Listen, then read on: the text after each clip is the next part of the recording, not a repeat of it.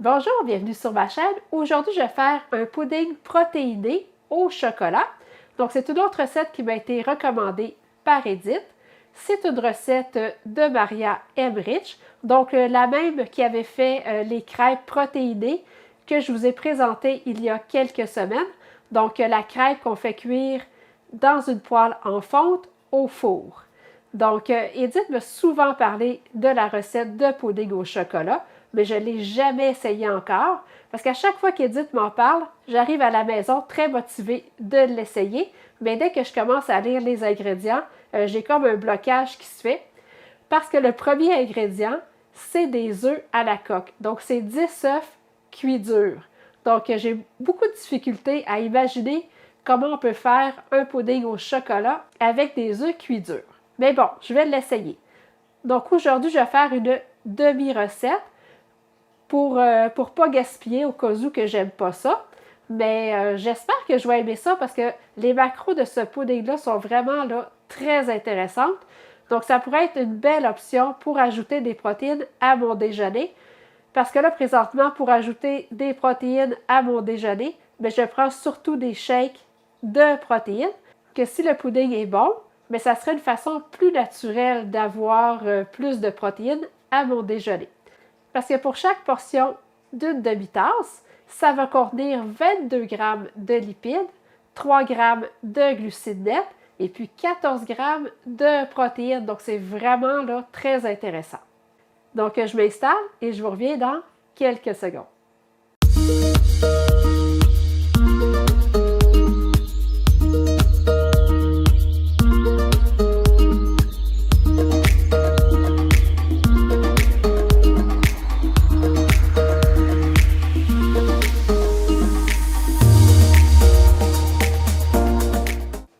Donc, je vais commencer par faire les œufs cuits durs.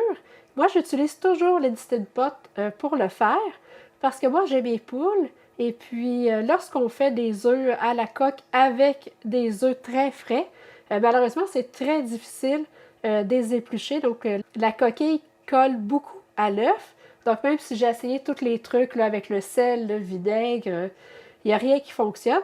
Mais avec l'Instant Pot, donc avec l'autocuiseur, j'obtiens des œufs avec une coquille qui s'enlève très facilement. Mais allez-y avec la méthode qui vous convient. Donc, dans l'autocuiseur, je vais mettre une tasse d'eau. Donc, comme moi, je vais faire seulement une demi-recette, je vais mettre 5 œufs.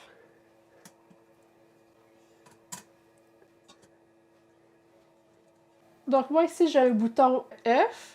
Donc, si vous n'avez pas le bouton œuf, vous allez le mettre à basse pression pendant 5 minutes.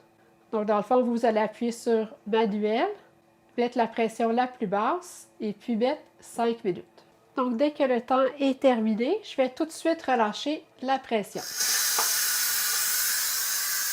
Pour éviter que les œufs goûtent le soufre, Maria recommande de suivre les conseils d'un chef français, Jacques Pépin, qui lui dit de mettre les œufs dans de l'eau froide avec de la glace pendant 30 minutes. Donc, de cette façon-là, les œufs ne vont pas goûter ni sentir le soufre. Comme je veux vraiment que la recette soit une réussite, bien, je vais suivre tous les conseils. Donc, je vais les mettre dans le bol d'eau froide et puis je vais mettre de la glace.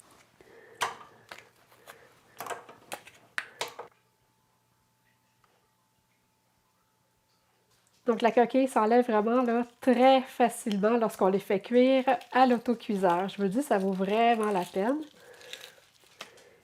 Et puis là, je vais le rincer. Et je le mets dans le mélangeur. Et puis après avoir enlevé la coquille, je les rince toujours là, pour m'assurer qu'il ne reste pas des petits bouts de coquille. Je vais vous montrer l'intérieur. Donc, ils sont vraiment là, cuits parfaits. À mes 5 œufs cuits durs, je vais ajouter une demi-tasse de lait de cachou ou ça pourrait être une demi-canne de lait de coco ou encore une demi-tasse de lait d'amande. Un quart de tasse d'érythritol en poudre, Donc, c'est important que l'érythritol soit en poudre si vous voulez avoir une texture soyeuse. Si vous ne voulez pas sentir les petits grains de sucre. 2 cuillères à soupe de poudre de cacao. Donc, une poudre de cacao sans sucre. 1 cuillère à thé de vanille. 1 demi-cuillère à thé de cannelle. Et puis, une pincée de sel.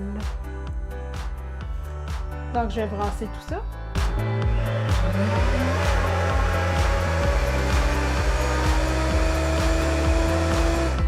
La texture est incroyable. En tout cas, ça a vraiment l'air très appétissant. J'ai bien hâte de goûter. Ça va être le temps de goûter parce qu'il va falloir ajuster l'édulcorant à votre goût. Donc, si vous avez ça plus sucré, vous allez rajouter de l'érythritol. Je vais ajouter 2 autres cuillères à soupe d'érythritol. Parce qu'à mon goût à boire, c'était pas assez sucré.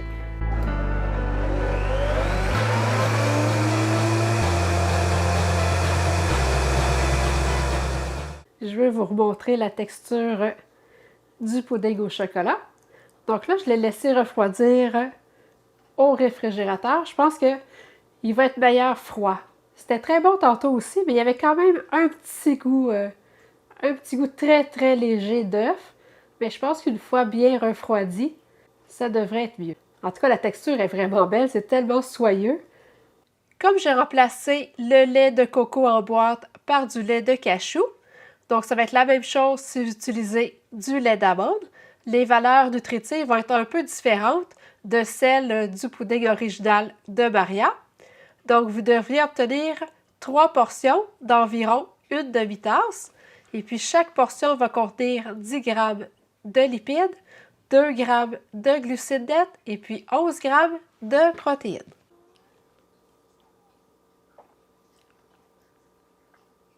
Ah oui, là, c'est vraiment bon. Ça vaut vraiment la peine de laisser le pudding refroidir quelques heures au réfrigérateur, puisque tantôt, il y avait un petit goût d'œuf, que là, ça ne goûte plus du tout les œufs. Le goût est vraiment parfait. On a vraiment l'impression de manger un pudding au chocolat. Donc, je vous recommande vraiment la recette. Et puis, comme je vous disais tantôt, ça contient vraiment beaucoup de protéines. Donc, c'est parfait pour compléter les protéines du déjeuner. Donc, faites-moi un thumbs up si vous avez aimé la vidéo. N'oubliez pas de la partager. Si vous n'êtes toujours pas abonné à ma chaîne, n'oubliez pas de le faire pour ne manquer aucune nouvelle recette. Et on se revoit bientôt. Merci!